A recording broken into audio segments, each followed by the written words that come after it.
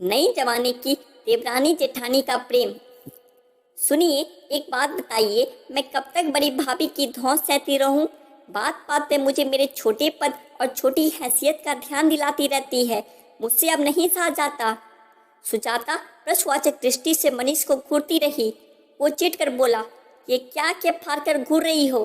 तुम लोग का तो झगड़ा खत्म ही नहीं होता। उर्वासी हो गई। तो तुम ये समझते हो कि झगड़ा मैं करती हूँ? तुम समझते हो कि भाभी बहुत सीधी है? अरे बाबा, मुझे माफ़ करो। मुझे कुछ भी ना तो समझ में आता है और ना ही समझना चाहता हूँ।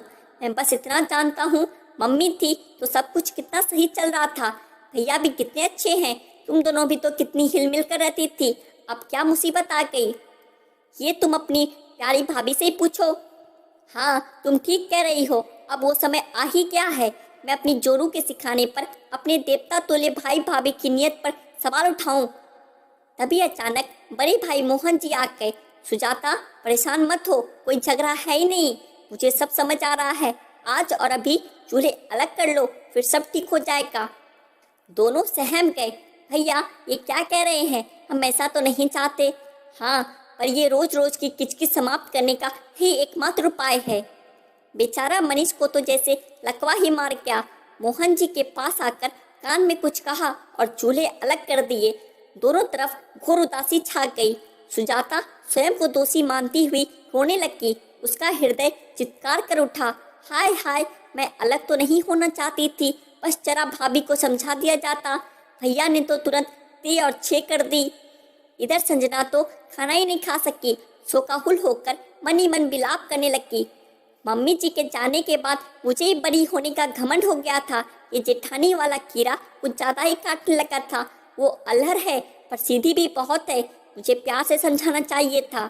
इसी तरह दोनों एक दूसरे के गुण दोषों का मन में मंथन करके दुखी होती रही और अंत में दोनों ही एक दूसरे की अच्छी बातों पर अटक जाती। दोनों भाई एकदम तटस्थ रहते।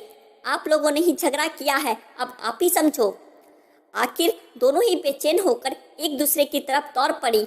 सुजाता ने आज भैया भाभी के पसंद की रबड़ी बनाई और खूब सजाकर ऊपर की तरफ भागी। उधर संजना देवर देवरानी की पसंद के दम आलू बनाकर नीचे की तरफ दौड़ पड़ी। बीच में दोनों टकराकर एक दूसरे से गले लग गई। दोनों भाई भी मुस्कुराने लगे। मोहन जी हंसने लगे। देखो, मेरे होम्योपैथिक डोज का कमाल। अलग होते ही कीमत मालूम हो गई। सच भैया, एक के हाथ में चटपटे दम आलू तो दूसरी के हाथ में मीठी रबड़ी। जीवन में दोनों खट्टे मीठे स्वाद जरूरी है। भाभी बड़ी इलायची है तो सुजाता छोटी इलायची। दोनों के ही मिश्रण से किसी भी चीज में स्वाद और खुशबू आती है। एहसास की नमी बेहद जरूरी है हर रिश्ते में, वरना रेत भी सूखी हो तो निकल जाती है हाथों से। आशा करता हूँ आपको यह छोटी सी कहानी अच्छी लगी होगी। ऐसी और कहानियों के लिए हमारे चैनल को सब्सक्राइब करें। धन्यवाद।